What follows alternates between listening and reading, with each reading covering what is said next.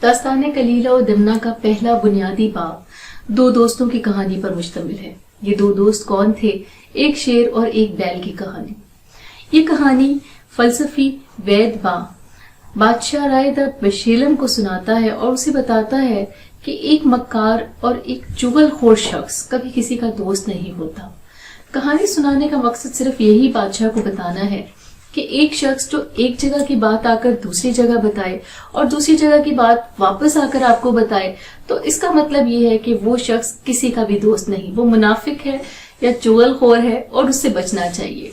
कहानी कुछ इस तरीके से है कि यहाँ पर एक शख्स है जिसके पास दो बैल हैं और वो एक जंगल से गुजर रहा है जिसमें एक बैल दलदल में फंस गया है। उसे निकालने की बहुत कोशिश करता है लेकिन बैल निकल नहीं पाता, तो उसको वो वहीं छोड़कर खुद चलता बनता है और अपने साथ एक जो शख्स है उसको उसकी निगरानी पर छोड़ देता है। लेकिन वो शख्स भी आखिर कब तक निगरानी करता, और वो शख्स भी वहां से चला जाता है और उस शख्स को जाकर बताता है पहले शख्स को कि वो बैल मर गया।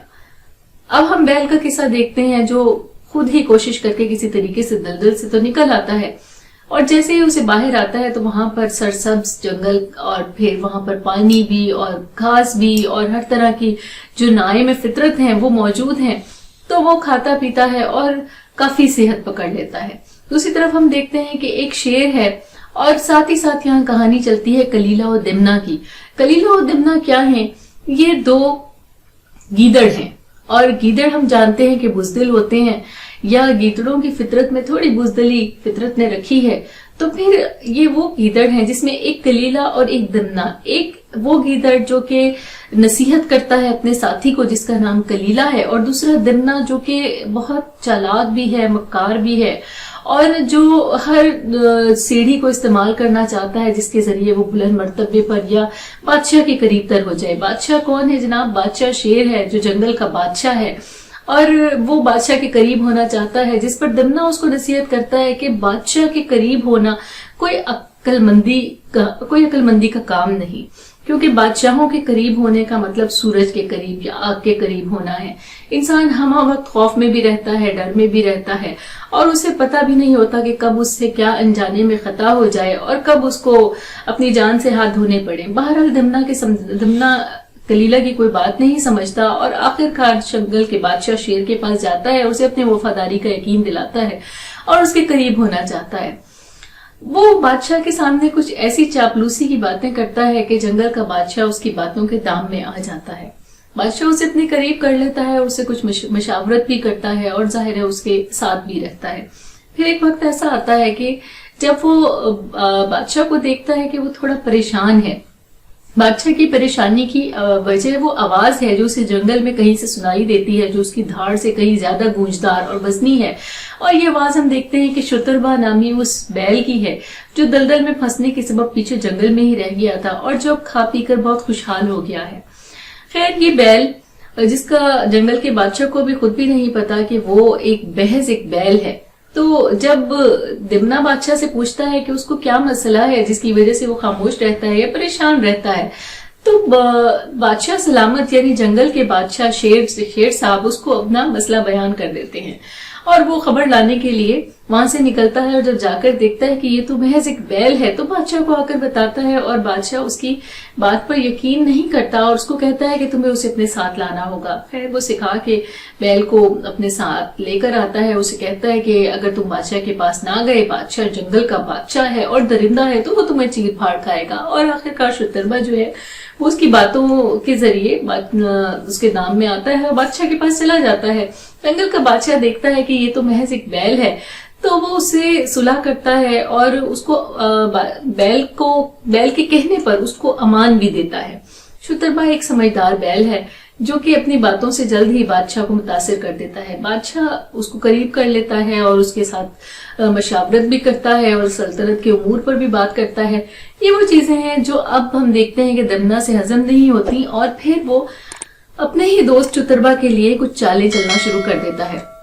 वो कोशिश करता है कि कुछ ना कुछ ऐसा करे जिसकी वजह से शुतरबा को बादशाह की नजरों में गिरा दे, और इसके लिए फिर वो मकर से भरी कुछ चालें चलता है। दिमना को बार बार कलीला रोकता है कि उसे ऐसा नहीं करना चाहिए। कलीला की बातों का दिमना पर कोई असर नहीं होता, اور دمنا آخرکار اپنی باتوں کی وجہ سے ہی شیر اور بیل کو آپس میں لڑوا دیتا ہے، اور پھر وہ وقت آتا ہے کہ جب شیر اتنا بدظن ہو جاتا ہے بیل سے کہ جیسے ہی وہ اسے دیکھتا ہے، ظاہر ہے دمنا کی باتوں کا اثر ہے، اس کی چغل خوریوں کا اثر ہے، وہ اپنے دوست کو مار ڈالتا ہے۔ تو شیر جب شترپا بیل کو مار ڈالتا ہے اس کے بعد وہ کافی پچھتاتا ہے کہ آخر اس نے اتنی جلد بازی کیوں کی۔ اس کے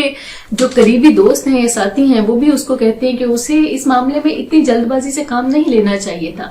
پہلا باب جو کہ دو بہترین دوستوں کی موت پر ختم ہوتا ہے، اس کے بعد اگلا باب جو ہے وہ دمنا کے معاملے میں غور و خوض کا ہے، جہاں پر شیر کو خود سے بار بار احساس ہوتا ہے کہ اس نے ایک غلط کام کیا اور اسے اپنے دوست کو نہیں مار ڈالنا چاہیے تھا۔ تب اس کی ماں اسے بتاتی ہے کہ انسان کے اندر سے جو بات سامنے آتی ہے یا انسان کے اندر سے جو گواہی آتی ہے وہ اکثر ٹھیک ہوتی ہے،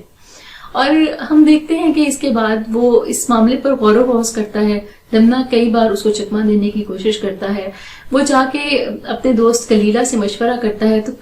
کلیلہ بھی اس کو کافی لعنت اور ملامت کرتا ہے کہ اسے ایسا نہیں کرنا چاہیے تھا۔ یہی بات وہاں سے گزرتے ہوئے ایک چیتا سن لیتا ہے، اور پھر جب اس کو جیل میں ڈالا جاتا ہے شک کی بنیاد پر دمنا کو، تو وہاں پر بھی جب وہی کلیلہ اس سے ملنے آتا ہے اور وہ اسے منع کرتا ہے ان تمام چیزوں سے اور اسے اپنا گناہ قبول کرنے کو کہتا ہے، تو یہ باتیں وہاں پر موجود ایک تیندوا بھی سن لیتا ہے۔ کلیلہ اور دمنا کی یہ داستان جس میں بار بار دمنا کو نصیحت کی جاتی ہے اور کلیلہ اسے بار بار سمجھاتا ہے کہ ہر وہ شخص جو اپنے گناہ پر ڈٹ جائے وہ نافرمان ہے اور سرکش ہے اور اس کا انجام برا ہے، اس کی باتوں کو دمنا کسی خاطر میں نہیں لاتا اور شیر کو بارہا اس کے استفسار پر اپنی وفاداری کا یقین دلاتا ہے۔ تب ایک دن چیتا جو ان کی باتیں سن چکا ہے وہ شیر کی ماں کو جا کر حقیقت بتا دیتا ہے، اور اس کے بعد شیر کی ماں کیونکہ سارے قصے کو کھول دیتی ہے، اور ہم دیکھتے ہیں کہ شیر کے سامنے جب حقیقت آ جاتی ہے تو دمنا کا انجام بھی برا ہوتا ہے۔ کلیلہ اس کا ساتھی جو ہے وہ تو پہلے ہی شدت غم سے اور ان مسائل کی وجہ سے مر چکا ہے ایک بیماری کی زد میں آ کے، اور دمنا کو ہم دیکھتے ہیں کہ وہ قسم پرسی میں اور حقیقت کے سامنے آ جانے پر بڑی بے دردی سے مار دیا جاتا ہے۔ یہاں اس کہانی سے جو نتیجہ ہمارے سامنے آتا ہے وہ یہ ہے کہ دو دوست جو کہ بہترین دوست ہوں انہیں بھی چاہیے کہ وہ تیسرے ایسے کسی شخص کی بات پر یقین نہ کریں جو چغل خور ہے یا جو منافق ہے۔ اور اسی طریقے سے ایک اور بات جو سامنے آتی ہے یا ایک اور دانائی کی بات جو سامنے آتی ہے وہ یہ ہے کہ انسان کے اندر منصفی کا ایک ایسا ضمیر چھپا ہے، منصفی کرنے والا یا صحیح بات پر اس کو ٹوکنے والا ایک ایسا ضمیر ہے جو اسے پہلے ہی بتا دیتا ہے کہ کہاں کب کیسے اس سے کون سی خطا ہوئی۔ اسی طرح تیسری بات جو ہمیں سمجھ آتی ہے یا تیسری دانائی کی بات جو سامنے آتی ہے وہ یہ ہے کہ انسان کسی کے لیے کتنا ہی برا کر لے یا کسی کی خاطر کتنا ہی کسی بھی حد تک گر جائے، برے کام کا انجام ہمیشہ برا ہی ہوتا ہے۔